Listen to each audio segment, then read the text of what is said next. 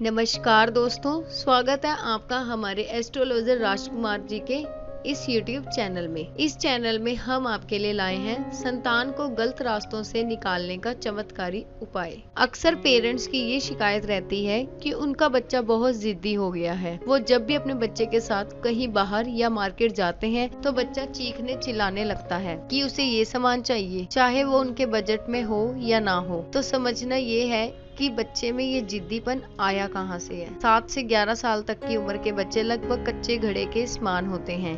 ये अपने आसपास के माहौल से बड़ी उत्सुकता से देखने और सीखने की कोशिश करते हैं। जैसे मम्मी पापा क्या कर रहे हैं और क्या कह रहे हैं, वो आपस में लड़ाई में क्या बातें कर रहे हैं। बच्चा दोनों के कहने और करने के बीच के अंतर को समझने की कोशिश करता है। इससे बच्चे के मन में दुविधा पैदा होती है और पहली बार बच्चा अपने बड़ों से असहमत होना शुरू होता है और बच्चा जिद्दी बनता चला जाता है। अब बच्चा अपनी डिमांड करना शुरू कर देता है।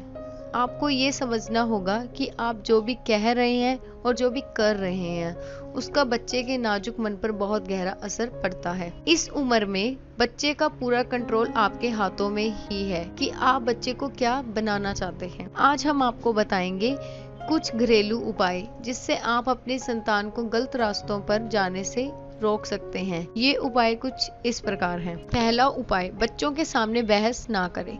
अक्सर पेरेंट्स आपस में किसी बात को लेकर झगड़ने लगते हैं जिससे बच्चे के नाजुक मन पर बुरा असर पड़ता है और बच्चा चीखने चिल्लाने जैसी चीजों का आदी बन जाता है। इसलिए बच्चे के सामने लड़ाई झगड़ा भूलकर भी ना करें। दूसरा उपाय, बच्चे की गलत डिमांड को पूरा ना करें। बच्चे की कोई ऐसी डिमांड जो उसके भविष्य के लिए ठीक ना हो, ना ही पूरा करें तो ही अच्छा है। अगर बच्चा जिद पे अड़ा है तो उससे अच्छी दूसरी चीज दिला दीजिए। तीसरा उपाय, नकारात्मक व्यवहार ना करें। जब पेरेंट्स अपने बच्चों का आंकलन अपनी उम्मीदों से कम या ज्यादा करते हैं, जैसे बच्चा आपकी अपेक्षा से कम नंबर लाता है और आप बात बात में उसकी असफलता प्रचारित करते हैं जिससे बच्चा जिद्दी हो सकता है, तो उससे सकारात्मक व्यवहार करें। चौथा उपाय, ज्यादा लाड प्यार। ध्यान रखें कि कभी कभी एक्स्ट्रा केयर और ज्यादा रोक टोक बच्चे को जिद्दी बना देती है। बच्चे की बुराई किसी के सामने ना करें। बच्चे की अच्छाइयों को प्रचारित करें, ना कि उसकी बुराइयों को। जैसे आप किसी से कहते हैं कि मेरा बेटा ये नहीं खाता,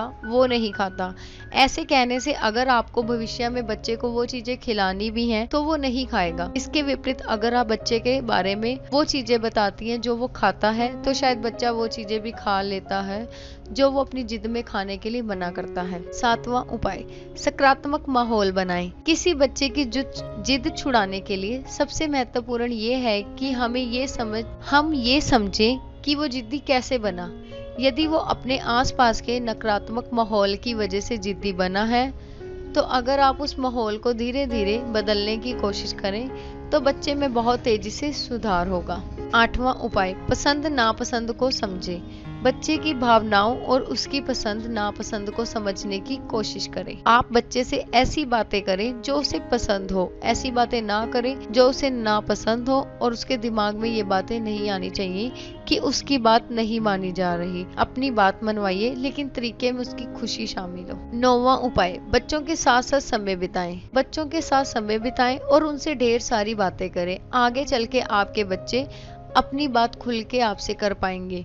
बच्चों से बातें करके उन्हें अकेला नहीं लगेगा, उन्हें ये भी नहीं लगेगा कि आप इन्हें इग्नोर कर रहे हैं। इस तरह से आप अपने बच्चों की जिद बनने से भी बचा सकती हैं। ये कुछ घरेलू उपाय हैं अपने बच्चे को गलत रास्ते पर जाने से रोकने के लिए। इस उपाय का वशीकरण या किसी टोटके से कोई संबंध नहीं है, लेकिन इस उपाय के बाद भी आपकी संतान गलत रास्ते पर जा चुकी है तो उस संतान को सुधारने के लिए आपको वशीकरण या फिर कोई टोटका करवाना ही होगा। इस टोटके को करवाने या टोटके की विधि जानने के लिए स्क्रीन पर दिए गए नंबर पर कॉल करें। हमारे एस्ट्रोलॉजर राजकुमार जी आपकी इस समस्या का समाधान कुछ ही समय में कर देंगे। तब तक के लिए जय माता दी दोस्तों।